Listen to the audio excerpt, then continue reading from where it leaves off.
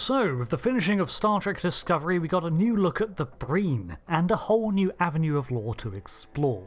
It subtracted from the mystery around them somewhat, which is not to everyone's preference, but I think that what was added was enough to flesh them out with interesting new details.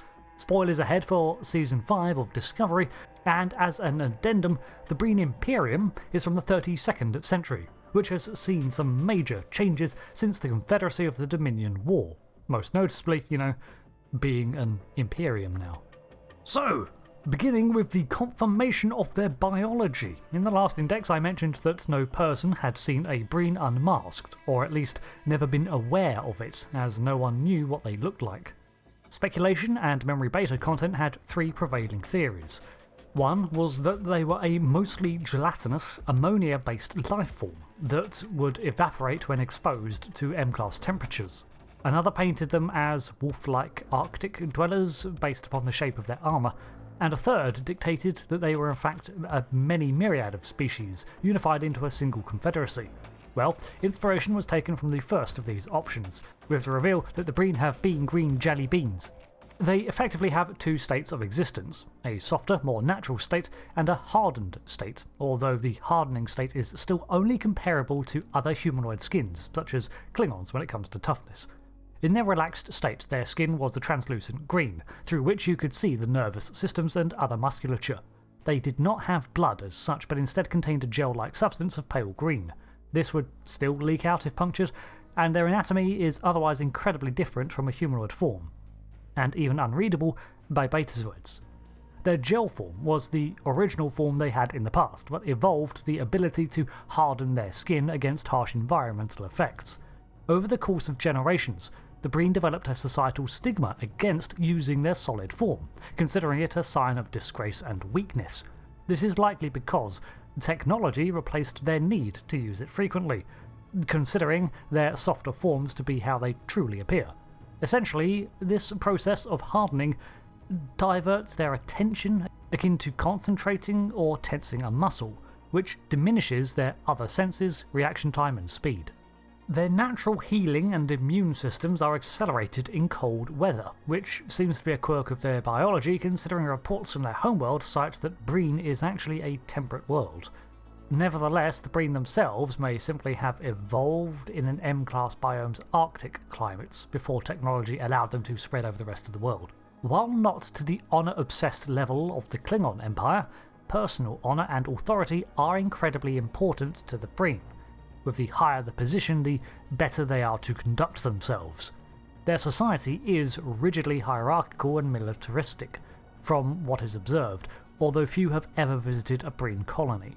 An eriga was a vendetta bounty applied to a Breen, usually for political reasons. Roughly translated as blood bounty, it demands that the marked is pursued for their life, to be captured or killed. The order can be rescinded, however, but as long as it is active, it is binding. Another oath was the Tergoon, which is essentially an honour-bound oath, and a breach of which was considered an incredible dishonour. By the 32nd century, a dilithium shortage had gripped the galaxy thanks to the burn event, and the Breen, like all others, were affected. Ultimately, their emperor was killed, and the next in the line was dishonoured, leading to a war of succession where 6 faction Primarchs rose to confront one another in military and political manoeuvring. These were the YodThot royalty, and divided up into various flights of the Imperium, which were a mixture of military structure and noble houses. Considering Thot is a military rank in the Breen Confederacy, with political sway, the YodThot could be the equivalent of saying noble general or something. They greatly respected their history and culture, and had celebrations such as the Sarkaress and marriages. While individual Breen may mingle, visit and tolerate other species, their governmental dogma is far more insular and xenophobic. A marriage to a non-Breen was considered an abomination, and they broke no breach into their territory.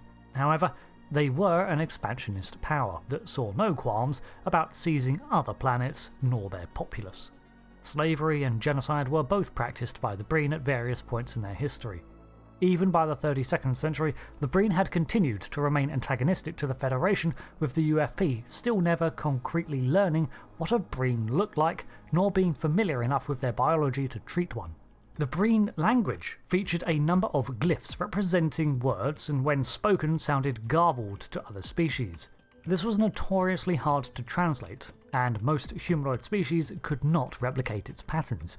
Despite this, President Tarina of Nivar, formerly Vulcan, was able to understand it but not speak it. On top of the dialogue, they often spoke through their helmets, which further distorted the voice. Their technology of the Imperium was mostly on par with Starfleet of the era, however their dreadnoughts eclipsed the strongest Federation vessels. This was in part due to the Federation's status in the midst of rebuilding post-burn, but aside from that, the only other real advantages the UFP had were that of their sensors and faster-than-light travel. The dreadnoughts could hold around 40 other smaller fighter craft, each being the size of a small starship themselves, and came equipped with a multitude of other abilities. They'd been incorporating biocircuitry and organic materials into their ship construction for some time. Other devices included a shield tunneling beam that could open a small rift in most shields, enough for transporters to pass through.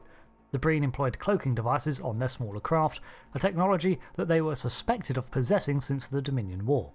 Their architecture is rather spacious and featured lots of dark metals, while illumination was created from strip lights. Black, brown, amber and green were common in their ships and interiors. While the Breen were highly pragmatic, they did utilise some melee weaponry in the form of truncheons and staves. However, these long polearms were ceremonial in nature but equipped with a disruptor too. By the 32nd century, their technology incorporated the common replicator transporter fabrication systems, allowing them to summon equipment to their hands from thin air. Well, not thin air, matter-energy conversion mixtures, but their refrigeration suits were slimmed down too by this era, losing the ample snout of the original, but maintaining the stripes and layers of the 2300s era uniform. The decision to unmask them was made to answer a long-standing Star Trek mystery, in a setting that kept them removed, leaving plenty of time for the UFP to ponder them in between the Breen's introduction and the 32nd century. Another contender for an antagonist species of Discovery was going to be the Vidians, but they were dismissed because they were less likely to still be hostile. Additionally, Breen suits were preferable to Vidian makeup, which shouldn't have been a problem anyway considering the Vidians were cured. Interestingly, Series 5 saw the Breen in pursuit of progenitor technology, initially unaware of it however. This draws parallels to the narrative of Star Trek Online, which saw a faction of 25th century Breen chasing down preserver technology which was the same as the progenitors. So, while not quite enough to say they had a fascination with it, it's clear that they will not pass up at a chance of gaining advantages over other powers, all in the aims to defeat them. So, that sums up the new lore added for the Breen. Most of it may still be irrelevant if they resurface earlier, as it was established that their mysterious ways were maintained until much later in the timeline, and the Imperium has replaced the pre-existing Confederacy, so even their society is probably very different. Still, I enjoy most of what was added, and wonder if a Breen, in its gel state, would turn to sludge when it died, considering that was part of the non-canonical lore too. Thanks for watching, I have Breen Rick, and I'll see you later for another video. Until then, goodbye.